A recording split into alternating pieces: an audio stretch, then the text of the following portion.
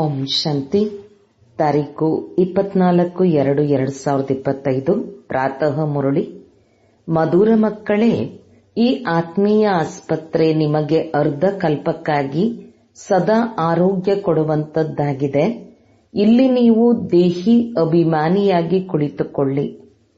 ಪ್ರಶ್ನೆ: ವ್ಯಾಪಾರ ವ್ಯವಹಾರ ಮಾಡುತ್ತಿದ್ದರೂ ಸಹ ಯಾವ ಆದೇಶವನ್ನು ಬುದ್ಧಿಯಲ್ಲಿ ನೆನಪಿಟ್ಟುಕೊಳ್ಳಬೇಕು? ಉತ್ತರ: ತಂದೆಯ ಆದೇಶವಾಗಿದೆ. ನೀವು ಯಾವುದೇ ಸಾಕಾರ ಅಥವಾ ಆಕಾರವನ್ನು ನೆನಪು ಮಾಡಬೇಡಿ. ಒಬ್ಬ ತಂದೆಯ ನೆನಪು ಇದ್ದಾಗ ವಿಕರ್ಮ ವಿನಾಶವಾಗುವುದು. ಇದರಲ್ಲಿ ಯಾರೂ ಹೀಗೆ ಹೇಳುವಂತಿಲ್ಲ, ನನಗೆ ಬಿಡುವಿಲ್ಲ ಎಂದು. ಎಲ್ಲವನ್ನೂ ಮಾಡುತ್ತಿದ್ದರೂ ಸಹ ನೆನಪಿನಲ್ಲಿರಬಹುದು. ಓಂ ಶಾಂತಿ. ಮಧುರಾತಿ ಮಧುರ ಆತ್ಮೀಯ ಮಕ್ಕಳ ಪ್ರತಿ ತಂದೆ ಗುಡ್ ಮಾರ್ನಿಂಗ್. ಗುಡ್ ಮಾರ್ನಿಂಗ್ ನಂತರ ಮಕ್ಕಳಿಗೆ ಹೇಳಲಾಗುವುದು, ತಂದೆಯನ್ನು ನೆನಪು ಮಾಡಿ. ಪತೀತ ಪಾವನ ಬಂದು ಪಾವನ ಮಾಡಿ ಎಂದು ಕರೆಯುವಿರಿ. ಆಗ ತಂದೆ ಮೊದಲು ಹೇಳುತ್ತಾರೆ, ಆತ್ಮೀಯ ತಂದೆಯನ್ನು ನೆನಪು ಮಾಡಿ. ಆತ್ಮೀಯ ತಂದೆ ಎಲ್ಲರಿಗೂ ಒಬ್ಬರೇ ಆಗಿದ್ದಾರೆ. ತಂದೆಯನ್ನು ಎಂದು ಸರ್ವವ್ಯಾಪಿ ಎಂದು ಒಪ್ಪಿಕೊಳ್ಳುವುದಿಲ್ಲ. ಆದ್ದರಿಂದ ಎಷ್ಟು ಸಾಧ್ಯವೋ ಅಷ್ಟು ಮಕ್ಕಳು ಮೊದಲು ತಂದೆಯನ್ನು ನೆನಪು ಮಾಡಿ. ಒಬ್ಬ ತಂದೆಯನ್ನಲ್ಲದೆ ಯಾವುದೇ ಸಾಕಾರ ಹಾಗೂ ಆಕಾರನನ್ನು ನೆನಪು ಮಾಡಬೇಡಿ. ಇದಂತೂ ಸಂಪೂರ್ಣ ಸಹಜ ಅಲ್ಲವೇ? ಮನುಷ್ಯರು ಹೇಳುತ್ತಾರೆ, ನಾವು ಬ್ಯುಸಿಯಾಗಿರುತ್ತೇವೆ, ಬಿಡುವಿಲ್ಲ ಎಂದು. ಆದರೆ ಇದರಲ್ಲಂತೂ ಸದಾ ಬಿಡುವಿರುತ್ತದೆ.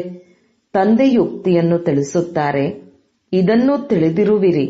ತಂದೆಯನ್ನು ನೆನಪು ಮಾಡುವುದರಿಂದಲೇ ನಮ್ಮ ಪಾಪ ಭಸ್ಮವಾಗುವುದು. ಮುಖ್ಯವಾದ ಮಾತು ಇರುವುದೇ ಇಲ್ಲಿ. ವ್ಯಾಪಾರ ವ್ಯವಹಾರ ಮಾಡಲು ಯಾವುದೇ ಅಭ್ಯಂತರವಿಲ್ಲ. ಅದನ್ನೆಲ್ಲವನ್ನೂ ಮಾಡುತ್ತಾ ಕೇವಲ ತಂದೆಯನ್ನು ನೆನಪು ಮಾಡಿದ್ದೇ ಆದರೆ ವಿಕರ್ಮ ವಿನಾಶವಾಗುವುದು. ಇವರು ತಿಳಿಯುತ್ತಾರೆ, ನಾವು ಪತೀತರಾಗಿದ್ದೇವೆ. ಸಾಧು ಸಂತ ಋಷಿ ಮುನಿ ಇತ್ಯಾದಿ ಎಲ್ಲರೂ ಸಾಧನೆ ಮಾಡುತ್ತಾರೆ. ಸಾಧನೆ ಮಾಡಲಾಗುತ್ತದೆ ಭಗವಂತನನ್ನು ಮಿಲನ ಮಾಡಲು. ಅವರು ಎಲ್ಲಿಯವರೆಗೆ ಪರಿಚಯವಿರುವುದಿಲ್ಲವೋ ಅಲ್ಲಿಯವರೆಗೂ ಅವರನ್ನು ಮಿಲನ ಮಾಡಲು ಸಾಧ್ಯವಿಲ್ಲ. ನೀವು ತಿಳಿದಿರುವಿರಿ, ತಂದೆಯ ಪರಿಚಯ ಈ ಪ್ರಪಂಚದಲ್ಲಿ ಯಾರಿಗೂ ಗೊತ್ತಿಲ್ಲ. ದೇಹದ ಪರಿಚಯವಂತೂ ಎಲ್ಲರಿಗೂ ಇದೆ. ದೊಡ್ಡ ವಸ್ತುವಿನ ಪರಿಚಯ ತಕ್ಷಣ ಆಗಿಬಿಡುತ್ತದೆ. ಆತ್ಮದ ಪರಿಚಯವಂತೂ ಯಾವಾಗ ತಂದೆ ಬರುತ್ತಾರೆ ಆಗ ತಿಳಿಸುತ್ತಾರೆ. ಆತ್ಮ ಮತ್ತು ಶರೀರ ಎರಡು ಬೇರೆ ಬೇರೆ ವಸ್ತುವಾಗಿದೆ. ಆತ್ಮ ಒಂದು ನಕ್ಷತ್ರವಾಗಿದೆ ಮತ್ತು ಬಹಳ ಸೂಕ್ಷ್ಮವಾಗಿದೆ. ಅದನ್ನು ಯಾರೂ ನೋಡಲು ಸಾಧ್ಯವಿಲ್ಲ. ಆದ್ದರಿಂದ ಯಾವಾಗ ಇಲ್ಲಿ ಬಂದು ಕುಳಿತುಕೊಳ್ಳುವಿರಿ ಆಗ ದೇಹಿ ಅಭಿಮಾನಿಯಾಗಿ ಕುಳಿತುಕೊಳ್ಳಬೇಕು. ಇದು ಸಹ ಒಂದು ಆಸ್ಪತ್ರೆಯಾಗಿದೆ ಅಲ್ಲವೇ? ಅರ್ಧಕಲ್ಪಕ್ಕಾಗಿ ಸದಾ ಆರೋಗ್ಯಶಾಲಿಗಳಾಗಲು. ಆತ್ಮವಂತೂ ಅವಿನಾಶಿಯಾಗಿದೆ, ಎಂದು ವಿನಾಶವಾಗುವುದಿಲ್ಲ. ಇಡೀ ಪಾತ್ರ ಆತ್ಮದ್ದೇ ಆಗಿದೆ. ಆತ್ಮ ಹೇಳುತ್ತದೆ, ನಾನು ಎಂದು ವಿನಾಶವನ್ನು ಹೊಂದುವುದಿಲ್ಲ. ಇಷ್ಟೆಲ್ಲ ಆತ್ಮಗಳು ಅವಿನಾಶಿಯಾಗಿದೆ. ಶರೀರ ವಿನಾಶಿಯಾಗಿದೆ. ಈಗ ನಿಮ್ಮ ಬುದ್ಧಿಯಲ್ಲಿ ನಾನು ಆತ್ಮ ವಿನಾಶಿಯಾಗಿದ್ದೇನೆ ಎನ್ನುವುದು ಕುಳಿತಿದೆ. ನಾವು 84 ಜನ್ಮ ಪಡೆಯುತ್ತೇವೆ. ಇದು ಡ್ರಾಮಾ ಆಗಿದೆ. ಇದರಲ್ಲಿ ಧರ್ಮಸ್ಥಾಪಕರು ಯಾರ್ಯಾರು ಯಾವಾಗ ಬರುತ್ತಾರೆ, ಎಷ್ಟು ಜನ್ಮ ಪಡೆಯುತ್ತಾರೆ ಎಂದು ಇದನ್ನು ತಿಳಿದಿರುವಿರಿ. 84 ಜನ್ಮಗಳು ಎಂದು ಗಾಯನವಿದೆ. ಖಂಡಿತವಾಗಿಯೂ ಯಾವುದೋ ಒಂದು ಧರ್ಮದ್ದಾಗಿರಬೇಕು. ಎಲ್ಲರದೂ ಆಗಲು ಸಾಧ್ಯವಿಲ್ಲ. ಎಲ್ಲಾ ಧರ್ಮವೂ ಒಟ್ಟಿಗೆ ಬರುವುದಿಲ್ಲ. ನಾವು ಬೇರೆಯವರ ಲೆಕ್ಕ ಏಕೆ ಕುಳಿತು ಮಾಡಬೇಕು? ಇಂತಿಂತಹ ಸಮಯದಲ್ಲಿ ಇಂತಹವರು ಧರ್ಮ ಸ್ಥಾಪನೆ ಮಾಡಲು ಬರುತ್ತಾರೆ ಎಂದು ತಿಳಿದಿರುವಿರಿ. ನಂತರ ಅವರದ್ದು ವೃದ್ಧಿಯಾಗುವುದು. ಎಲ್ಲರೂ ಸತೋ ಪ್ರಧಾನದಿಂದ ತಮೋ ಪ್ರಧಾನದವರೆಗೂ ಆಗಲೇಬೇಕು. ಜಗತ್ತು ಯಾವಾಗ ತಮೋ ಪ್ರಧಾನವಾಗುವುದು ಆಗ ಮತ್ತೆ ತಂದೆ ಬಂದು ಸತೋ ಪ್ರಧಾನ ಸತ್ಯಯುಗ ಮಾಡುತ್ತಾರೆ. ಈಗ ನೀವು ಮಕ್ಕಳು ತಿಳಿದಿರುವಿರಿ, ನಾವು ಭಾರತವಾಸಿಗಳೇ ಪುನಃ ಹೊಸ ಪ್ರಪಂಚಕ್ಕೆ ಬಂದು ರಾಜ್ಯ ಮಾಡುವವರು. ಬೇರೆ ಯಾವ ಧರ್ಮವೂ ಸಹ ಅಲ್ಲಿ ಇರುವುದಿಲ್ಲ. ನೀವು ಮಕ್ಕಳಲ್ಲಿಯೂ ಸಹ ಯಾರು ಶ್ರೇಷ್ಠ ಪದವಿ ಪಡೆಯಬೇಕಾದರೆ ಅವರು ಹೆಚ್ಚು ನೆನಪಿನಲ್ಲಿರುವ ಪುರುಷಾರ್ಥ ಮಾಡುತ್ತಾರೆ ಮತ್ತು ಸಮಾಚಾರವನ್ನು ಸಹ ಬರೆಯುತ್ತಾರೆ. ಬಾಬಾ, ನಾನು ಇಷ್ಟು ಸಮಯ ನೆನಪಿನಲ್ಲಿರುವೆ. ಕೆಲವರಂತೂ ಮಾನಕ್ಕೆ ಅಂಜಿ ಪೂರ್ತಿ ಸಮಾಚಾರವನ್ನೇ ಕೊಡುವುದಿಲ್ಲ. ಬಾಬಾ ಏನು ಹೇಳುತ್ತಾರೆ ಎಂದು ತಿಳಿಯುತ್ತಾರೆ, ಆದರೂ ಗೊತ್ತಾಗುವುದಿಲ್ಲವೇ? ಶಾಲೆಯಲ್ಲಿ ವಿದ್ಯಾರ್ಥಿಗಳಿಗೆ ಹೇಳುತ್ತಾರಲ್ಲವೇ, ನೀವು ಓದದೇ ಇದ್ದರೆ ಫೇಲ್ ಆಗಿ ಬಿಡುವಿರಿ. ಲೌಕಿಕ ತಂದೆ ತಾಯಿಗೂ ಸಹ ಮಕ್ಕಳ ವಿದ್ಯಾಭ್ಯಾಸದಿಂದ ತಿಳಿದು ಬರುತ್ತದೆ. ಇದಂತೂ ಬಹಳ ದೊಡ್ಡ ಶಾಲೆಯಾಗಿದೆ. ಇಲ್ಲಂತೂ ನಂಬರ್ ವಾರ್ ಕೂರಿಸಲಾಗುವುದಿಲ್ಲ. ಬುದ್ಧಿಯಿಂದ ತಿಳಿಯಲಾಗುತ್ತದೆ. ನಂಬರ್ ವಾರ್ ಅಂತೂ ಇದ್ದೇ ಇದ್ದಾರಲ್ಲವೇ? ಈಗ ಬಾಬಾ ಒಳ್ಳೊಳ್ಳೆಯ ಮಕ್ಕಳನ್ನು ಬೇರೆ ಎಲ್ಲಾದರೂ ಕಳುಹಿಸಿ ಬಿಡುತ್ತಾರೆ. ಅವರು ಹೋದ ಮೇಲೆ ನಂತರ ಬೇರೆಯವರು ಬರೆಯುತ್ತಾರೆ, ನಮಗೆ ಮಹಾರಥಿ ಬೇಕು. ಆಗ ಖಂಡಿತ ತಿಳಿಯುತ್ತಾರೆ, ಅವರು ನಮಗಿಂತಲೂ ಬುದ್ಧಿವಂತರು, ಹೆಸರುವಾಸಿಯಾಗಿದ್ದಾರೆ. ನಂಬರ್ ವಾರ್ ಅಂತೂ ಇರುತ್ತಾರಲ್ಲವೇ? ಪ್ರದರ್ಶನಿಯಲ್ಲಿಯೂ ಸಹ ಅನೇಕ ಪ್ರಕಾರದವರು ಬರುತ್ತಾರೆ. ಆದ್ದರಿಂದ ಗೈಡ್ಗಳು ಸಹ ಅಲ್ಲೇ ನಿಂತಿರಬೇಕು ತನಿಖೆ ಮಾಡುವುದಕ್ಕಾಗಿ. ರಿಸೀವ್ ಮಾಡುವವರಿಗಂತೂ ಗೊತ್ತಿರುತ್ತದೆ ಇವರು ಎಂತಹ ಪ್ರಕಾರದ ವ್ಯಕ್ತಿ ಎಂದು. ನಂತರ ಅವರಿಗೆ ಸೂಚನೆ ಕೊಡಬೇಕಾಗುತ್ತದೆ, ಇವರಿಗೆ ನೀವು ತಿಳಿಸಿ ಎಂದು. ನೀವು ತಿಳಿದುಕೊಂಡಿರುವಿರಿ, first grade, second grade, third grade ಎಲ್ಲರೂ ಇದ್ದಾರೆ. ಅಲ್ಲಂತೂ ಎಲ್ಲರೂ ಸೇವೆ ಮಾಡಲೇಬೇಕಾಗುತ್ತದೆ. ಯಾರಾದರೂ ದೊಡ್ಡ ಮನುಷ್ಯರಿದ್ದಾಗ ಖಂಡಿತವಾಗಿಯೂ ದೊಡ್ಡ ಮನುಷ್ಯರಿಗೆ ಹೆಚ್ಚು ಕಾಳಜಿಯನ್ನು ಎಲ್ಲರೂ ಮಾಡುತ್ತಾರೆ. ಇದು ಕಾಯಿದೆಯಾಗಿದೆ. ತಂದೆ ಅಥವಾ ಟೀಚರ್ ಮಕ್ಕಳ ಮಹಿಮೆಯನ್ನು ಕ್ಲಾಸ್ನಲ್ಲಿ ಮಾಡುತ್ತಾರೆ. ಇದು ಸಹ ಎಲ್ಲಕ್ಕಿಂತಲೂ ದೊಡ್ಡ ಕಾಳಜಿಯಾಗಿದೆ. ಹೆಸರನ್ನು ಪಡೆಯುವಂತಹ ಮಕ್ಕಳಿಗೆ ಮಹಿಮೆ ಮತ್ತು ಕಾಳಜಿಯನ್ನು ಮಾಡಲಾಗುವುದು. ಇವರು ಹಣವಂತರು, ಇವರು ಧಾರ್ಮಿಕ ವೃತ್ತಿ ಉಳ್ಳವರು, ಇದು ಸಹ ಕಾಳಜಿಯಾಗಿದೆಯಲ್ಲವೇ? ಈಗ ನೀವು ಇದನ್ನು ತಿಳಿದಿರುವಿರಿ. ಶ್ರೇಷ್ಠಾತಿಶ್ರೇಷ್ಠರು ಭಗವಂತ ಆಗಿದ್ದಾರೆ. ಇದನ್ನೂ ಸಹ ಹೇಳುವಿರಿ, ಖಂಡಿತ ಶ್ರೇಷ್ಠಾತಿಶ್ರೇಷ್ಠ ಆಗಿದ್ದಾರೆ. ಆದರೆ ನಂತರ ಕೇಳಿ ಅವರ ಬಯೋಗ್ರಫಿ ಹೇಳಿ ಎಂದು. ಆಗ ಹೇಳುವರು ಸರ್ವವ್ಯಾಪಿಯಾಗಿದ್ದಾರೆ. ಅಷ್ಟೇ, ಪೂರ್ತಿ ಕೆಳಗೆ ಇಳಿದು ಬಿಡುತ್ತಾರೆ. ಈಗ ನೀವು ತಿಳಿಸಿಕೊಡಿ, ಎಲ್ಲರಿಗಿಂತಲೂ ಶ್ರೇಷ್ಠಾತಿಶ್ರೇಷ್ಠರು ಭಗವಂತ ಅವರಾಗಿದ್ದಾರೆ. ಮೂಲವತನವಾಸಿ. ಸೂಕ್ಷ್ಮವತನದಲ್ಲಿ ದೇವತೆಗಳಿರುತ್ತಾರೆ, ಇಲ್ಲಿ ಮನುಷ್ಯರಿರುತ್ತಾರೆ. ಆದ್ದರಿಂದ ಶ್ರೇಷ್ಠಾತಿಶ್ರೇಷ್ಠ ಭಗವಂತ ನಿರಾಕಾರ ಆಗಿದ್ದಾರೆ. ಈಗ ನೀವು ತಿಳಿದಿರುವಿರಿ, ನಾವು ಏನು ವಜ್ರ ಸಮಾನ ಇದ್ದೆವೋ ಈಗ ಕವಡೆಯ ತರಹ ಆಗಿಬಿಟ್ಟಿದ್ದೇವೆ ಮತ್ತು ಭಗವಂತನನ್ನು ತಮಗಿಂತಲೂ ಹೆಚ್ಚು ಕೆಳಗೆ ತೆಗೆದುಕೊಂಡು ಹೋಗಿಬಿಟ್ಟೆವು. ಗುರುತಿಸುವುದೇ ಇಲ್ಲ. ನೀವು ಭಾರತವಾಸಿಗಳಿಗೆ ಪರಿಚಯ ಸಿಗುವುದು, ನಂತರ ಪರಿಚಯ ಕಡಿಮೆಯಾಗಿ ಬಿಡುತ್ತದೆ. ಈಗ ನೀವು ತಂದೆಯ ಪರಿಚಯವನ್ನು ಎಲ್ಲರಿಗೂ ತಿಳಿಸುವಿರಿ. ಅನೇಕರಿಗೆ ತಂದೆಯ ಪರಿಚಯ ಸಿಗುವುದು. ನಿಮ್ಮ ಮುಖ್ಯ ಚಿತ್ರವೇ ಆಗಿದೆ ತ್ರಿಮೂರ್ತಿ ಚಕ್ರ ವೃಕ್ಷ. ಇದರಲ್ಲಿ ಎಲ್ಲಾ ಜ್ಞಾನದ ಬೆಳಕಿದೆ. ಇದನ್ನಂತೂ ಯಾರು ಬೇಕಾದರೂ ಹೇಳುತ್ತಾರೆ. ಇವರು ಲಕ್ಷ್ಮೀನಾರಾಯಣ ಸತ್ಯಯುಗದ ಮಾಲೀಕರಾಗಿದ್ದರು. ಒಳ್ಳೆಯದು. ಸತ್ಯಯುಗಕ್ಕೂ ಮೊದಲು ಏನಿತ್ತು? ಇದನ್ನೂ ಸಹ ಈಗ ನೀವು ತಿಳಿದುಕೊಂಡಿರುವಿರಿ. ಈಗ ಇದು ಕಲಿಯುಗದ ಅಂತಿಮ ಸಮಯವಾಗಿದೆ ಮತ್ತು ಪ್ರಜೆಗಳ ಮೇಲೆ ಪ್ರಜೆಗಳ ರಾಜ್ಯವಾಗಿದೆ. ಈಗಂತೂ ರಾಜರುಗಳ ಮನೆತನವಿಲ್ಲ. ಎಷ್ಟೊಂದು ವ್ಯತ್ಯಾಸವಿದೆ. ಸತ್ಯಯುಗದ ಆದಿಯಲ್ಲಿ ರಾಜರುಗಳಿದ್ದರು. ಈಗ ಕಲಿಯುಗದಲ್ಲಿಯೂ ರಾಜರುಗಳಿದ್ದಾರೆ. ಬಲೆ ಯಾರೂ ಇಲ್ಲಿ ಪಾವನರಿಲ್ಲ. ಆದರೆ ಕೆಲವರು ಹಣ ಕೊಟ್ಟಾದರೂ ಬಿರುದುಗಳನ್ನು ಪಡೆಯುತ್ತಾರೆ. ಮಹಾರಾಜರಂತೂ ಯಾರೂ ಇಲ್ಲ.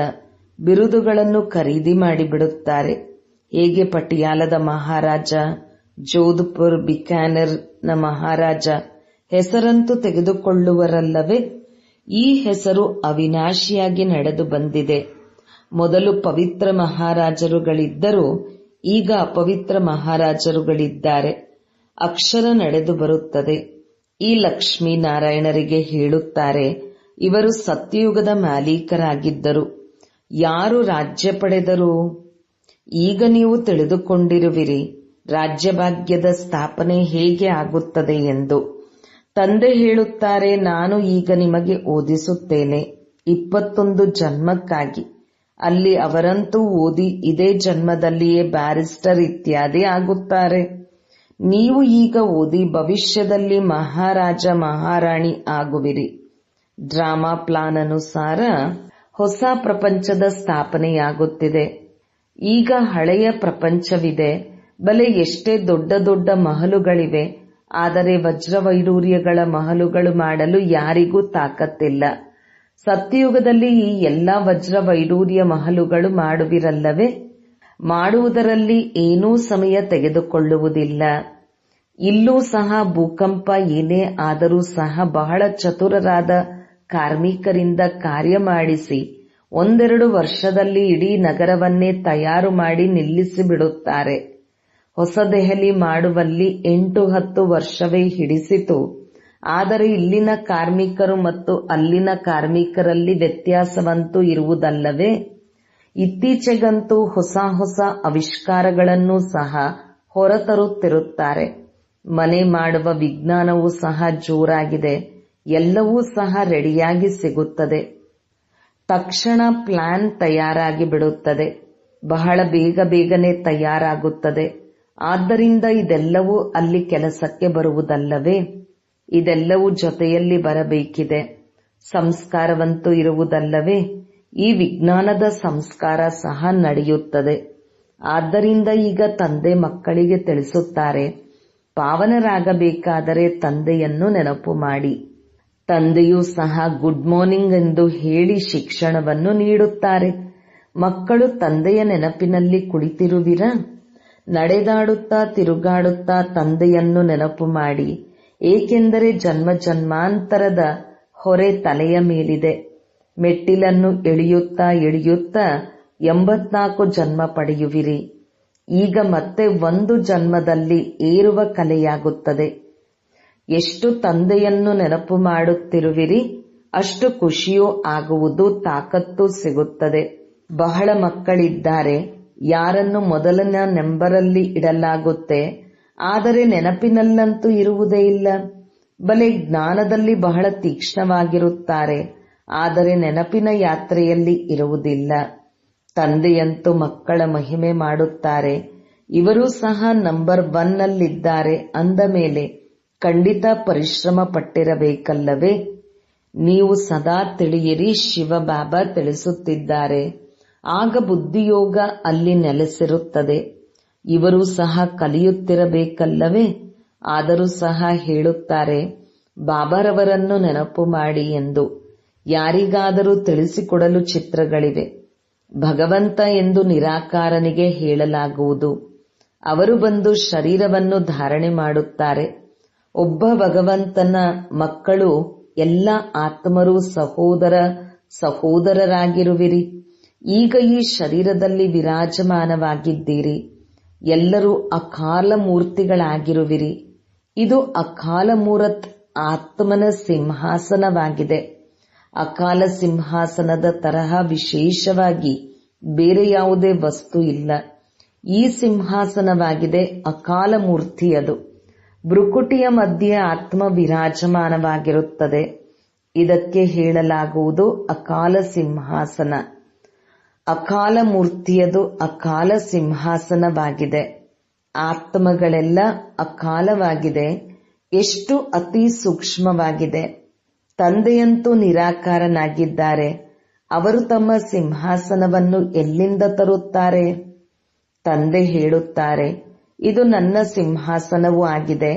ನಾನು ಬಂದು ಈ ಸಿಂಹಾಸನವನ್ನು ಲೋನ್ನಲ್ಲಿ ತೆಗೆದುಕೊಳ್ಳುತ್ತೇನೆ. ಬ್ರಹ್ಮರವರ ಸಾಧಾರಣ ವೃದ್ಧ ಶರೀರದ ಅಕಾಲ ಸಿಂಹಾಸನದ ಮೇಲೆ ಬಂದು ಕುಳಿತುಕೊಳ್ಳುತ್ತೇನೆ. ಈಗ ನೀವು ತಿಳಿದಿರುವಿರಿ, ಎಲ್ಲ ಆತ್ಮಗಳ ಸಿಂಹಾಸನ ಇದಾಗಿದೆ. ಮನುಷ್ಯರ ಬಗ್ಗೆಯೂ ಮಾತನಾಡಲಾಗುವುದು. ಪ್ರಾಣಿಗಳ ಮಾತಂತೂ ಇಲ್ಲ. ಮೊದಲು ಮನುಷ್ಯ ಪ್ರಾಣಿಗಳಿಗಿಂತಲೂ ಕೀಳಾಗಿ ಬಿಟ್ಟಿದ್ದಾರೆ. ಮೊದಲು ಅವರ ಸುಧಾರಣೆಯಾಗಲಿ. ಯಾರಾದರೂ ಪ್ರಾಣಿಗಳ ಬಗ್ಗೆ ಕೇಳಿದರೆ ಹೇಳಿ, ಮೊದಲು ನಿಮ್ಮ ಸುಧಾರಣೆ ಮಾಡಿಕೊಳ್ಳಿ. ಸತ್ಯಯುಗದಲ್ಲಂತೂ ಪ್ರಾಣಿಗಳು ಸಹ ಬಹಳ ಚೆನ್ನಾಗಿ ಫಸ್ಟ್ ಕ್ಲಾಸ್ ಆಗಿರುವುದು. ಕೊಳಕು ಇತ್ಯಾದಿ ಯಾವುದೂ ಇರುವುದಿಲ್ಲ. ರಾಜನ ಅರಮನೆಯಲ್ಲಿ ಪಾರಿವಾಳಗಳು ಇತ್ಯಾದಿ ಕೊಳಕು ಏನಾದರೂ ಕಂಡಲ್ಲಿ ದಂಡ ಹಾಕಲಾಗುವುದು. ಸ್ವಲ್ಪವೂ ಕೊಳಕು ಇರುವುದಿಲ್ಲ. ಅಲ್ಲಿ ಬಹಳ ಎಚ್ಚರಿಕೆ ಇರುವುದು. ರೌಂಡ್ನಲ್ಲಿ ಇರುತ್ತಾರೆ. ಎಂದೂ ಯಾವುದೇ ಪ್ರಾಣಿಗಳು ಇತ್ಯಾದಿ ಒಳಗೆ ನುಸುಳಿ ಬರುವುದಿಲ್ಲ. ಬಹಳ ಸ್ವಚ್ಛತೆ ಇರುತ್ತದೆ. ಲಕ್ಷ್ಮೀನಾರಾಯಣರ ಮಂದಿರದಲ್ಲಿಯೂ ಸಹ ಎಷ್ಟು ಸ್ವಚ್ಛತೆ ಇರುತ್ತದೆ. ಶಂಕರ ಪಾರ್ವತಿಯ ಮಂದಿರದಲ್ಲಿ ಪಾರಿವಾಳವನ್ನೂ ಸಹ ತೋರಿಸುತ್ತಾರೆ. ಅಂದ ಮೇಲೆ ಅದು ಖಂಡಿತ ಮಂದಿರವನ್ನೂ ಸಹ ಕೆಡಿಸುತ್ತಿರಬಹುದು. ಶಾಸ್ತ್ರದಲ್ಲಂತೂ ಬಹಳಷ್ಟು ದಂತಕಥೆಗಳನ್ನು ಬರೆದು ಬಿಟ್ಟಿದ್ದಾರೆ. ಈಗ ತಂದೆ ಮಕ್ಕಳಿಗೆ ತಿಳಿಸುತ್ತಾರೆ. ಅವರಲ್ಲಿಯೂ ಕೆಲವರೇ ಧಾರಣೆ ಮಾಡಲು ಸಾಧ್ಯವಿದೆ. ಬಾಕಿಯಂತೂ ಏನೂ ತಿಳಿದುಕೊಳ್ಳುವುದಿಲ್ಲ. ತಂದೆ ಮಕ್ಕಳಿಗೆ ಎಷ್ಟೊಂದು ಪ್ರೀತಿಯಿಂದ ತಿಳಿಸಿಕೊಡುತ್ತಾರೆ. ಮಕ್ಕಳೇ, ಬಹಳ ಮಧುರವಾಗಿ ಮುಖದಿಂದ ಸದಾ ರತ್ನಗಳೇ ಹೊರಬರಬೇಕು. ನೀವಾಗಿರುವಿರಿ ರೂಪ ಬಸಂತ್. ನಿಮ್ಮ ಮುಖದಿಂದ ಎಂದು ಕಲ್ಲುಗಳು ಹೊರಬರಬಾರದು. ಆತ್ಮದ್ದೇ ಮಹಿಮೆಯಾಗುವುದು. ಆತ್ಮ ಹೇಳುತ್ತದೆ, ನಾನು ಪ್ರೆಸಿಡೆಂಟ್ ಆಗಿದ್ದೇನೆ, ನಾನು ಇಂತಹವನು, ನನ್ನ ಶರೀರದ ಹೆಸರು ಇದಾಗಿದೆ. ಒಳ್ಳೆಯದು. ಆತ್ಮಗಳು ಯಾರ ಮಕ್ಕಳಾಗಿದ್ದಾರೆ? ಒಬ್ಬ ಪರಮಾತ್ಮನ ಮಕ್ಕಳು. ಅಂದ ಮೇಲೆ ಖಂಡಿತ ಅವರಿಂದ ಆಸ್ತಿ ಸಿಗಬಹುದು. ಅವರು ಸರ್ವವ್ಯಾಪಿ ಹೇಗೆ ಆಗಲು ಸಾಧ್ಯ? ನೀವು ತಿಳಿದಿರುವಿರಿ. ನಮಗೂ ಸಹ ಮೊದಲು ಏನೂ ತಿಳಿದಿರಲಿಲ್ಲ. ಈಗ ಬುದ್ಧಿ ಎಷ್ಟು ತೆರೆದುಕೊಂಡಿದೆ. ನೀವು ಯಾವುದೇ ಮಂದಿರಕ್ಕೆ ಹೋದರೂ ತಿಳಿಯುವಿರಿ, ಇದೆಲ್ಲ ಸುಳ್ಳು ಚಿತ್ರಗಳಾಗಿದೆ. 10 ಭುಜಗಳಿರುವವರು, ಆನೆಯ ಸೊಂಡಿಲುಳ್ಳವರು, ಯಾವುದಾದರೂ ಚಿತ್ರ ಇರುವುದೇನು? ಇದೆಲ್ಲವೂ ಭಕ್ತಿ ಮಾರ್ಗದ ಸಾಮಗ್ರಿಯಾಗಿದೆ. ವಾಸ್ತವದಲ್ಲಿ ಭಕ್ತಿ ಒಬ್ಬ ಶಿವಬಾಬನಲ್ಲಿರಬೇಕು. ಯಾರು ಸರ್ವರ ಸದ್ಗತಿದಾತ ನಿಮ್ಮ ಬುದ್ಧಿಯಲ್ಲಿದೆ. ಈ ಲಕ್ಷ್ಮೀನಾರಾಯಣರೂ ಸಹ 84 ಜನ್ಮ ಪಡೆದುಕೊಳ್ಳುತ್ತಾರೆ. ನಂತರ ಶ್ರೇಷ್ಠಾತಿಶ್ರೇಷ್ಠ ತಂದೆಯೇ ಬಂದು ಎಲ್ಲರಿಗೂ ಸದ್ಗತಿಯನ್ನು ಕೊಡುತ್ತಾರೆ. ಅವರಿಗಿಂತಲೂ ದೊಡ್ಡವರು ಬೇರೆ ಯಾರೂ ಇಲ್ಲ. ಈ ಜ್ಞಾನದ ಮಾತುಗಳು ನಿಮ್ಮಲ್ಲಿಯೂ ಸಹ ನಂಬರ್ ಬಾರ್ ಧಾರಣೆ ಮಾಡಲು ಸಾಧ್ಯ. ಧಾರಣೆ ಮಾಡಲು ಸಾಧ್ಯವಿಲ್ಲದಿದ್ದರೆ ಬೇರೆ ಯಾವ ಕೆಲಸಕ್ಕೂ ಇಲ್ಲ. ಕೆಲವರಂತೂ ಕುರುಡರಿಗೆ ಊರುಗೋಲಾಗುವ ಬದಲು ತಾವೇ ಸ್ವಯಂ ಅಂಧರಾಗಿ ಬಿಟ್ಟಿದ್ದಾರೆ. ಹಸು ಹಾಲು ಕೊಡದಿದ್ದರೆ ಅದನ್ನು ಕೊಟ್ಟಿಗೆಯಲ್ಲಿ ಇಡುತ್ತಾರೆ. ಇಲ್ಲೂ ಸಹ ಜ್ಞಾನದ ಹಾಲು ಕೊಡದೇ ಇರುವವರು ಬಹಳ ಜನ ಇದ್ದಾರೆ. ಯಾರು ಸ್ವಲ್ಪವೂ ಪುರುಷಾರ್ಥ ಮಾಡುವುದಿಲ್ಲ, ತಿಳಿಯುವುದೇ ಇಲ್ಲ. ನಾವು ಸ್ವಲ್ಪವಾದರೂ ಯಾರದಾದರೂ ಕಲ್ಯಾಣ ಮಾಡೋಣ. ತಮ್ಮ ಅದೃಷ್ಟದ ಚಿಂತೆಯೇ ಇರುವುದಿಲ್ಲ. ಏನು ಅಲ್ಪ ಸ್ವಲ್ಪ ಸಿಕ್ಕಿದರೂ ಅಷ್ಟೇ ಒಳ್ಳೆಯದು. ಅದಕ್ಕೆ ತಂದೆ ಹೇಳುತ್ತಾರೆ, ಇವರ ಅದೃಷ್ಟದಲ್ಲಿ ಇಲ್ಲ. ತಮ್ಮ ಸದ್ಗತಿಯನ್ನು ಮಾಡಿಕೊಳ್ಳುವ ಪುರುಷಾರ್ಥವನ್ನಂತೂ ಮಾಡಲೇಬೇಕು. ದೇಹಿ ಅಭಿಮಾನಿಯಾಗಬೇಕು. ತಂದೆ ಎಷ್ಟು ಶ್ರೇಷ್ಠಾತಿಶ್ರೇಷ್ಠರಾಗಿದ್ದಾರೆ ಮತ್ತು ಬರುವುದು ಸಹ ನೋಡಿ. ಎಂತಹ ಪತೀತ ಪ್ರಪಂಚದಲ್ಲಿ, ಪತೀತ ಶರೀರದಲ್ಲಿ ಯಾರು ಒಳ್ಳೆಯ ಪುರುಷಾರ್ಥ ಮಾಡುತ್ತಾರೆ ಅವರು ರಾಜ ರಾಣಿಯಾಗಿ ಬಿಡುತ್ತಾರೆ. ಯಾರು ಪುರುಷಾರ್ಥ ಮಾಡುವುದಿಲ್ಲ ಅವರು ಬಡವರಾಗಿ ಬಿಡುತ್ತಾರೆ. ಅದೃಷ್ಟದಲ್ಲಿ ಇಲ್ಲ ಎಂದರೆ ಪುರುಷಾರ್ಥ ಮಾಡಲು ಸಾಧ್ಯವಿಲ್ಲ. ಕೆಲವರಂತೂ ಬಹಳ ಒಳ್ಳೆಯ ಅದೃಷ್ಟವನ್ನು ರೂಪಿಸಿಕೊಳ್ಳುತ್ತಾರೆ. ಪ್ರತಿಯೊಬ್ಬರೂ ತಮ್ಮನ್ನು ನೋಡಿಕೊಳ್ಳಬಹುದು, ನಾನು ಏನು ಸೇವೆ ಮಾಡುತ್ತಿದ್ದೇನೆ ಎಂದು. ಒಳ್ಳೆಯದು. ಮಧುರಾತಿ ಮಧುರ ಅಗಲಿ ಹೋಗಿ ಮರಳಿ ಸಿಕ್ಕಿರುವ ಮಕ್ಕಳ ಪ್ರತಿ ಮಾತಾಪಿತಾ ಬಾಪ್ ದಾದಾರವರ ನೆನಪು, ಪ್ರೀತಿ ಹಾಗೂ ಸುಪ್ರಭಾತ. ಆತ್ಮೀಯ ತಂದೆಯ ಆತ್ಮೀಯ ಮಕ್ಕಳಿಗೆ ನಮಸ್ತೆ. ಧಾರಣೆಗಾಗಿ ಮುಖ್ಯ ಸಾರ.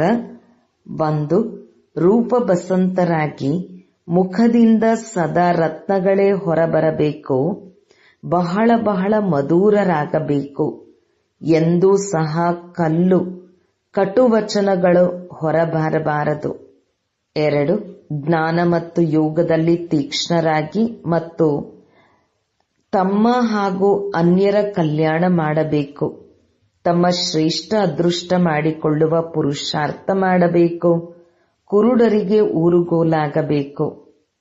ವರದಾನ: ಸಂತುಷ್ಟತೆಯ ಮೂಲಕ ಸರ್ವರಿಂದ ಪ್ರಶಂಸೆ ಪ್ರಾಪ್ತಿ ಮಾಡಿಕೊಳ್ಳುವಂತಹ ಸದಾ ಪ್ರಸನ್ನ ಚಿತ್ತಭವ. ಸಂತುಷ್ಟತೆಯ ಚಿಹ್ನೆ ಪ್ರತ್ಯಕ್ಷ ರೂಪದಲ್ಲಿ ಪ್ರಸನ್ನತೆ ಕಂಡುಬರುತ್ತದೆ ಮತ್ತು ಯಾರು ಸದಾ ಸಂತುಷ್ಟ ಹಾಗೂ ಪ್ರಸನ್ನರಾಗಿರುತ್ತಾರೆ ಅವರನ್ನು ಪ್ರತಿಯೊಬ್ಬರೂ ಅವಶ್ಯಕವಾಗಿ ಪ್ರಶಂಸೆ ಮಾಡುತ್ತಾರೆ. ಅಂದರೆ ಪ್ರಶಂಸೆ ಪ್ರಸನ್ನತೆಯಿಂದಲೇ ಪ್ರಾಪ್ತಿ ಮಾಡಿಕೊಳ್ಳಲು ಸಾಧ್ಯ. ಆದ್ದರಿಂದ ಸದಾ ಸಂತುಷ್ಟ ಮತ್ತು ಪ್ರಸನ್ನರಾಗಿರುವ ವಿಶೇಷ ವರದಾನ ಸ್ವಯಂ ಕೂಡ ಪಡೆದುಕೊಳ್ಳಿ ಮತ್ತು ಅನ್ಯರಿಗೂ ಕೊಡಿ. ಏಕೆಂದರೆ ಈ ಯಜ್ಞದ ಅಂತಿಮ ಆಹುತಿ ಸರ್ವ ಬ್ರಾಹ್ಮಣರಿಗೆ ಸದಾ ಪ್ರಸನ್ನತೆಯಾಗಿದೆ. ಯಾವಾಗ ಎಲ್ಲರೂ ಸದಾ ಪ್ರಸನ್ನರಾಗಿರುತ್ತಾರೆ ಆಗ ಪ್ರತ್ಯಕ್ಷತೆಯ ಶಬ್ದ ಮೊಳಗುತ್ತದೆ, ಅರ್ಥಾತ್ ವಿಜಯದ ಬಾವುಟ ಹಾರುವುದು. ಸ್ಲೋಗನ್: ವಜ್ರ ಸಮಾನ ಆಗಿ ವಜ್ರವನ್ನಾಗಿ ಮಾಡುವ ಸಂದೇಶ ಕೊಡುವುದೇ ವಜ್ರ ಮಹೋತ್ಸವವನ್ನು ಆಚರಿಸುವುದಾಗಿದೆ. ಅವ್ಯಕ್ತ ಸೂಚನೆ: ಏಕಾಂತ ಪ್ರಿಯರಾಗಿ ಏಕತೆ ಮತ್ತು ಏಕಾಗ್ರತೆಯನ್ನು ತಮ್ಮದಾಗಿಸಿಕೊಳ್ಳಿ. ಏಕಾಂತವಾಸಿಯಾಗಿರುವುದು ಅರ್ಥಾತ್ ನಾಲ್ಕಾರು ಕಡೆಯ ವೈಬ್ರೇಷನ್ನಿನಿಂದ ಭಿನ್ನರಾಗಿ ಬಿಡಿ. ಕೆಲವರಿಗೆ ಏಕಾಂತ ಇಷ್ಟವಾಗುವುದಿಲ್ಲ. ಸಂಘಟನೆಯಲ್ಲಿರುವುದು, ನಗುವುದು, ಮಾತನಾಡುವುದು ಹೆಚ್ಚು ಇಷ್ಟವಾಗುತ್ತದೆ. ಆದರೆ ಇದಾಗಿದೆ ಬಾಹರ್ಮುಖತೆಯಲ್ಲಿ ಬರುವುದು. ಈಗ ತಮ್ಮನ್ನು ಏಕಾಂತವಾಸಿಯನ್ನಾಗಿ ಮಾಡಿಕೊಳ್ಳಿ, ಅರ್ಥಾತ್ ಸರ್ವ ಆಕರ್ಷಣೆಯ ವೈಬ್ರೇಷನ್ಗಳಿಂದ ಅಂತರ್ಮುಖಿಯಾಗಿರಿ. ಈಗ ಸಮಯ ಇಂತಹದ್ದು ಬರುತ್ತಿದೆ. ಈ ಅಭ್ಯಾಸವೇ ಕೆಲಸಕ್ಕೆ ಬರುತ್ತದೆ. ಒಂದು ವೇಳೆ ಹೊರಗಡೆಯ ಆಕರ್ಷಣೆಗೆ ವಶೀಭೂತರಾಗುವ ಅಭ್ಯಾಸವಾದರೆ ಸಮಯದಲ್ಲಿ ಮೋಸ ಹೋಗಿಬಿಡುತ್ತೀರಾ. ಓಂ ಶಾಂತಿ.